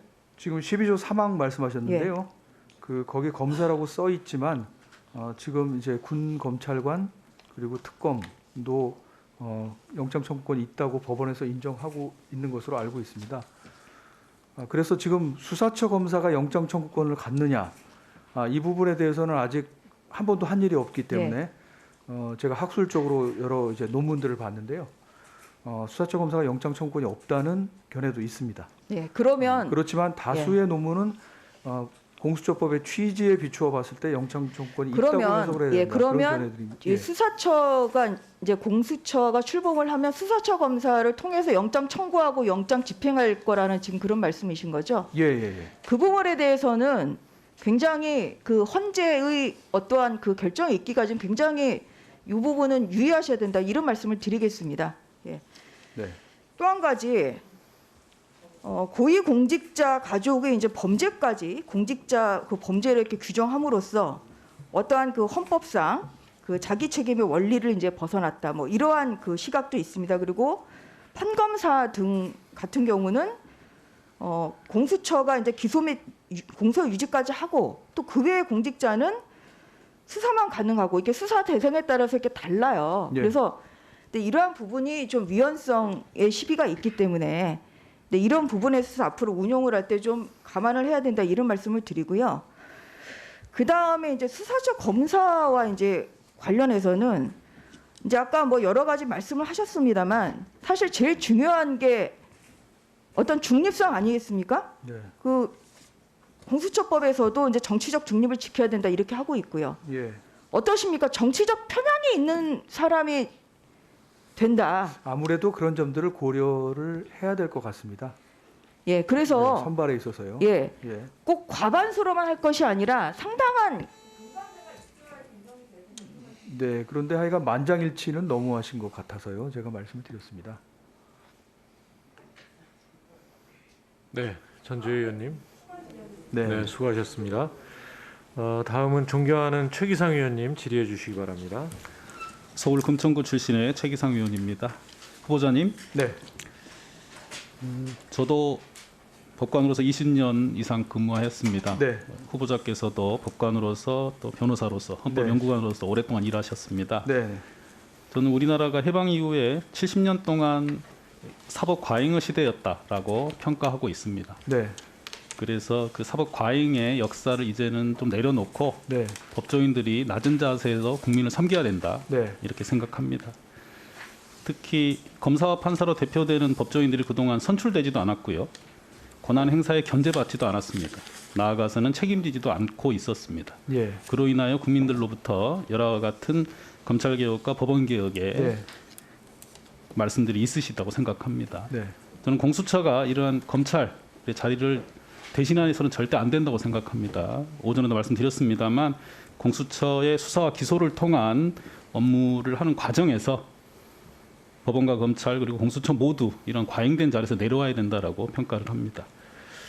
그래서 그 공수처의 처장, 차장 그리고 수사처 검사분들 네. 또 마찬가지로 앞으로 선출되지는 않는 분들이지 않습니까? 그렇다면 앞으로 권한 행사에 어떻게 견제받을 것인지 그리고 잘못된 수사와 기소를 하였을 때 그리고 그 부분이 실정법 위반에 문제가 되어서 형사처벌의 가능성이 있을 수도 있기 때문에 그 견제받고 책임지는 과정과 제도를 어떻게 만들 것인지 예. 지금 생각하시는 보관이 있으면 우선 말씀을 좀 해주시죠. 예, 아까 잠깐 말씀드렸는데요. 공수처의 권력도 국민한테 받은 권력이기 때문에 국민한테 되돌려드리겠다. 그리고 그 의미는 결국은 받은 권력이라는 것을 항상 성찰하고 되돌아보고 하는 성찰적 권한 행사를 하겠다고 말씀드렸는데요. 그렇다면은 결국은 국민 앞에서 그 권한 행사를 겸손히 할 때는 자제, 절제, 그리고 자기 구속하는 절제된 권한 행사를 할 수밖에 없을 것 같습니다.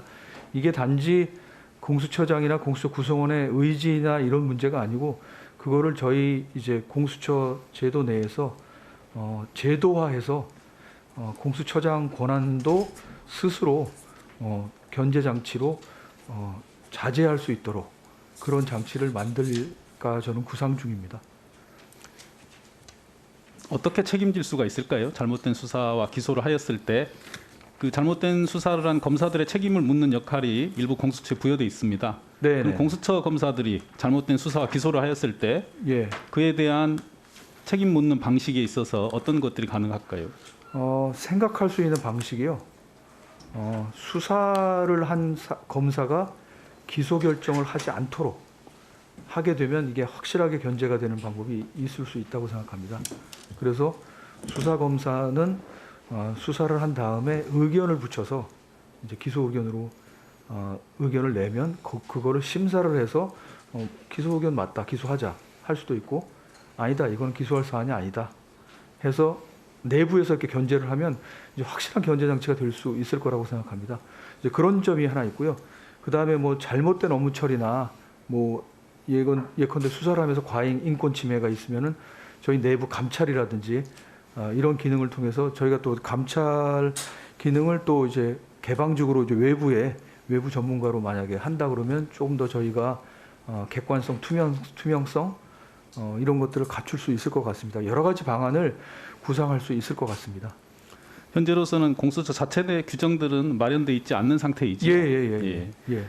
그 검찰과 경찰에서 인권 보호를 위한 여러 가지 규정들이 있고요. 특히 내부 징계, 감찰 등의 규정이 있는 것으로 알고 있습니다만 그런 부분은 계속 참고를 하고 계시는 예, 어떻습니까? 저희도 참고를 해서 검찰에도 뭐 상세한 사건 사무 규칙이 있고 저희도 아마 그런 이제 상세한 사건 사무 규칙 이런 거 내부적으로 마련을 해야 될 것으로 알고 있습니다. 그리고 검찰 관련해서 현행 법들에 대한 개정안들도 국회 내에 많이 마련이 돼 있습니다. 그래서 그 부분까지 참조하셔서 새로 규정을 만드는 데 의미 있는 규정들이 탄생을 해야 될 것 같습니다. 그 오전에 후보자께서 말씀하시기를 헌법상 적법 절차 원칙에 따른 인권 친화적인 수사 체계, 헌법 원칙에 따른 품격 있고 절제된 수사, 수사권 기소권 운영의 모범 등의 말씀을 하셨습니다. 근데 공수처가 검찰의 자의적인 행사와 잘못된 수사와 기소 등을 답습하지 않고 후보자가 말씀하시는 목표들을 실천한 수사기관으로 자림하기 위해서는 출발할 때부터 공수처 검사의 자의적인 권한 행사를 어떻게 방지할 것인지 말씀드린 잘못된 수사와 기소를 한 부분에 대해서 어떤 책임을 지게 할 것인지, 나아가 수사가 인권수사, 공정한 수사로 나아갈 수 있을지에 대한 규정을 실제로 아주 세심하고 엄격하게 만들 필요가 있다고 생각을 합니다. 저도 그렇게 생각합니다. 그러신가요? 그래서 말씀드린 검찰과 경찰 현재 준비된 여러 가지 규정과 그에 대한 개정안까지 두루 참조하시길 부탁을 드립니다. 후보자는 법관으로 일하셨으니까요. 좋은 재판은 어떤 재판이라고 보통 평가를 하시나요? 좋은 재판은 양쪽 의견을 다 듣는 재판, 그리고 국민을 두려워하는 재판. 저는 이제 수사도 그렇고요. 여론 재판, 여론 수사에서는 안 되고 국민을 두려워하는 재판, 수사가 되어야 된다고 생각을 합니다. 좋은 수사라는 표현은 그에 비하면 조금 어색한 표현이긴 합니다만 저는 좋은 재판, 좋은 수사는 당사자가 승복하는 수사일 가능성은 높지 않습니다만 적어도 우리 헌법 원칙에 충실한 수사가 우선 생각이 납니다. 아시다시피 헌법 원칙에 의하면 신병에 관련해서는 구속이 원칙인가요? 불구속이 원칙입니까? 불구속이 원칙이죠. 압수수색은 최후의 수단으로 도입이 돼야 됩니까? 아니면 수사 시작할 때부터 압수수색을 나가는 게 맞습니까? 최후의 수단으로 그 강제 수사기 때문에요. 임의 수사를 원칙으로 해야 됩니다. 그런 원칙을 견지하실 수 있으시겠습니까? 저는 형사처벌의 대상은 사람이 아니고 죄라고 생각합니다.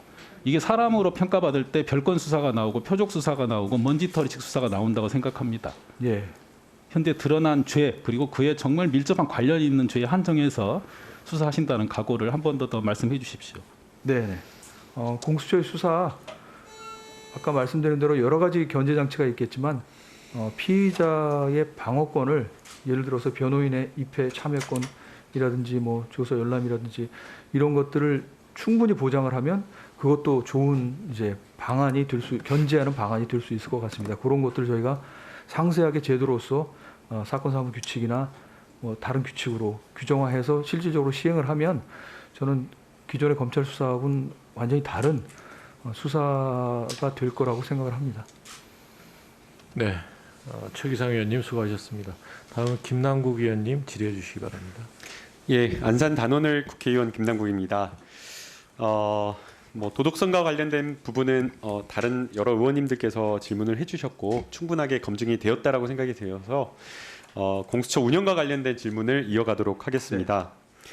예, 공수처의 정치적 중립성에 대한 여러 가지 우려 이런 부분을 많이 지적을 하시는 것 같습니다. 결국에는 공수처가 얼마나 정치적 중립을 지키느냐, 사건 처리하는 어떤 사건을 어떻게 처리하느냐 이런 것들을 보고 국민들이 판단할 수밖에 없을 것 같습니다. 그래서 이제 많은 위원님들께서 지적을 하신 대로 실제 공수처가 선택한 사건 그리고 그 기준 이런 것들이 굉장히 합리적으로 정해지는 게 굉장히 중요하다라고 보이는데요. 내부에서 어떤 사건을 공수처가 선택해서 처리할지 이것도 굉장히 중요하다라고 생각이 되는데 거기에 못지않게 이런 사건을 선택할 때 국민적인 어떤 눈높이도 굉장히 중요하다라고 생각이 됩니다. 그래서 공수처가 첫 사건을 선택을 할 때에 왜 공수처가 이 사건을 첫 사건, 1호 사건으로 선택할 수밖에 없었는지에 대한 충분한 설명. 네, 고위공직자 범죄수사처 공수처 초대처장으로 지명된 김진욱 후보자에 대한 인사청문회 중계방송 보내드렸습니다. 정치부 김수현 기자와 관련 내용 정리해 보도록 하겠습니다.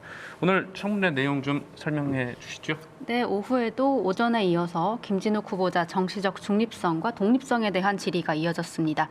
특히 윤석열 검찰총장과 관련해서 여권이 찍어내기 하는 것으로 보느냐 이런 질문도 나왔는데요. 네. 이에 대해서 김진욱 후보자는 살아있는 권력에 대해서 수사하기 때문에 이런 사태가 벌어졌다고 보는 국민도 많을 것 같아 이렇게 말했습니다. 또 그러면서 법 위에 있는 권력에 대한 수사를 하는 문제 때문에 압력과 탄압이 있다고 하면 반론을 제기하는 게 맞다. 이런 입장을 밝혔습니다. 개인 의혹과 관련해서는요. 육아휴직 부적절 사용 의혹에 대해서 당시 아이를 차에 태워주고 데려오는 등 육아휴직 활동을 했다 이렇게 네. 해명을 했고요.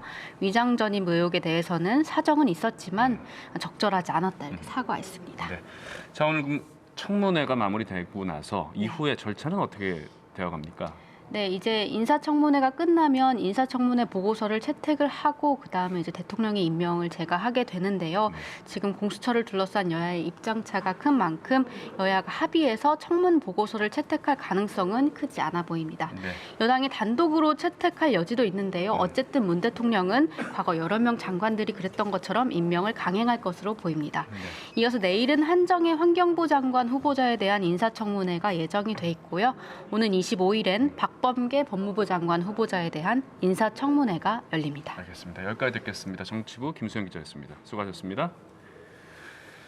국회 인사청문회 중계방송을 마치겠습니다. 시청해주신 여러분 고맙습니다.